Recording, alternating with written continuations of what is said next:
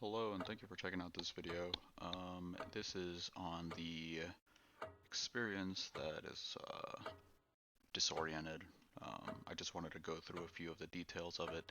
If you haven't played it or gone through it, it's a total of 5 minutes. It's not very long. Um, I recommend trying it just before you go through this, just because it is an explanation of what happens in it, and the whole point of it was to get an idea of what people felt when they went through it. So there'll be a link in the description to it. If you don't mind trying it, please do.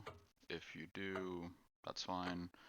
You can just go through the video. So the purpose of this was for it to be an experience. It was not entirely based on a game. It was to see how a person deals with things going on that they don't realize are going on.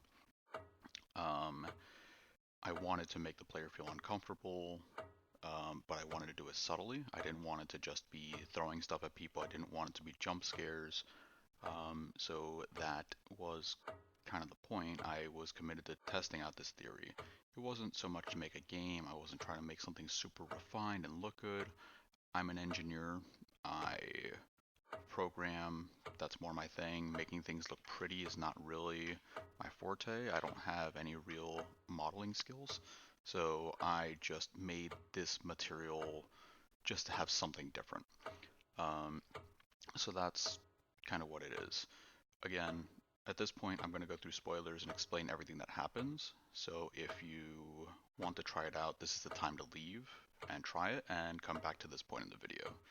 I will put a link to this point so that you can skip straight to it if you go and try the game out. So this way I'm going to restart it and I'll go through it again.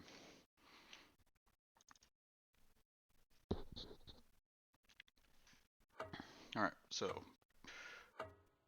don't get lost is the point, right? Disoriented, trying not to get lost in this place.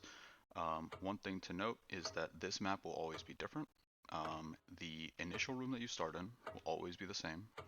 This blue light will always be here, and this 2x2 room is always going to be the same to start.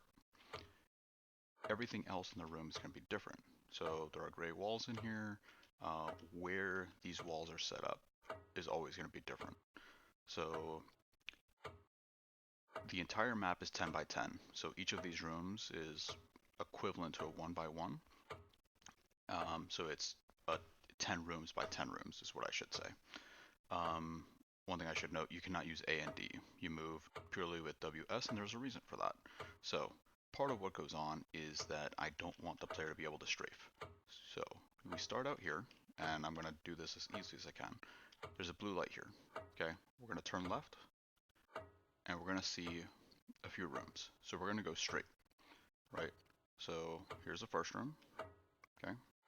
Here's the second room, and here's the third room, and the fourth room, right? This wall is not supposed to change like that. Now, if we turn around completely, and we go straight back to where we came, this is the room that I started in, but it is no longer the same, right? This is the room where I started, but I changed it completely, right? I wanted this to disorient you. There should be an opening here, which is where you started, and it's not there anymore. The purpose was to throw you off, right? If you're not thinking about it, you think that you're in a different place now. All the walls have changed colors. If you didn't notice, you can rewind a little bit and see that this was gray before, right?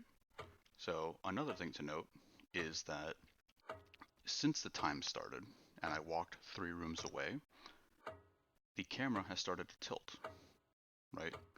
The light has been getting dimmer. That sound that you hear in the background, that ticking, is getting faster. All of these things were intended to try to make you uncomfortable. And I did notice that the camera tilt actually had a huge effect, because you don't realize that you're feeling uneasy, right? I've noticed that when people are playing, they move more frantically when the camera is tilted, and they don't realize it. Look at this door frame right now, it's pretty tipped over, right? So there's a couple things of note. One of them is time related, and I'm not sure if it passed yet. Hopefully it didn't. There is the possibility of seeing something in the background. In order to see it, you have to be far enough away. You need something like 3 hallways. It won't always happen, but there is a possibility of it. So I just wanted to state that before I moved on. The next thing to note is that the hallways, so these, sorry, not the hallways, the door frames that you see in front of you, oh, see, there it is. That is one of the, let's say, jump scares in the game that I added just to add a little bit of diversity. It's very unlikely you'll see it because you do need a hallway per se to be able to see it. Another thing I added was moving doorways. So for example, not the door frame in front of me or the one after, but the one after that moves, right? As I get closer, it changes where it is. See that? That is something that some of the door frames do, not all of them.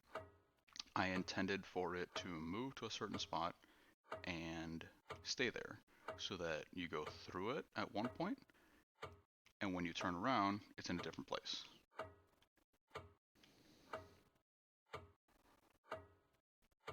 So that was kind of a few of the things that I was going for.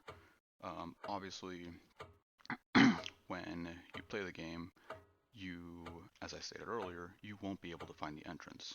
It is removed from the game entirely. So by having that blue light there and showing you, hey, this is where you started, it's 2 rooms, should be easy to find, gives you that false sense of hope that it is, that you'll be able to find it again. I take that away because I wanted the player to have that sense of comfort and then lose it.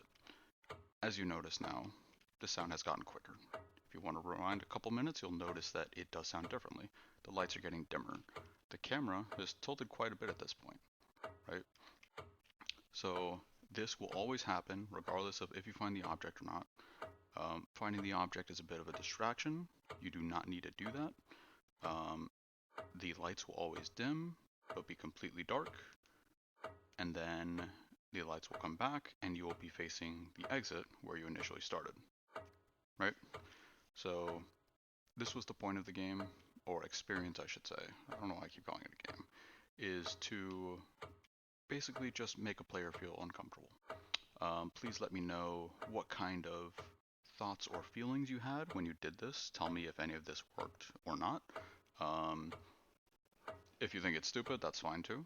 You're certainly entitled to your opinion, and that's fine. Again, this is not intended to be refined. So yes, either way, say and like what you do. Thank you very much.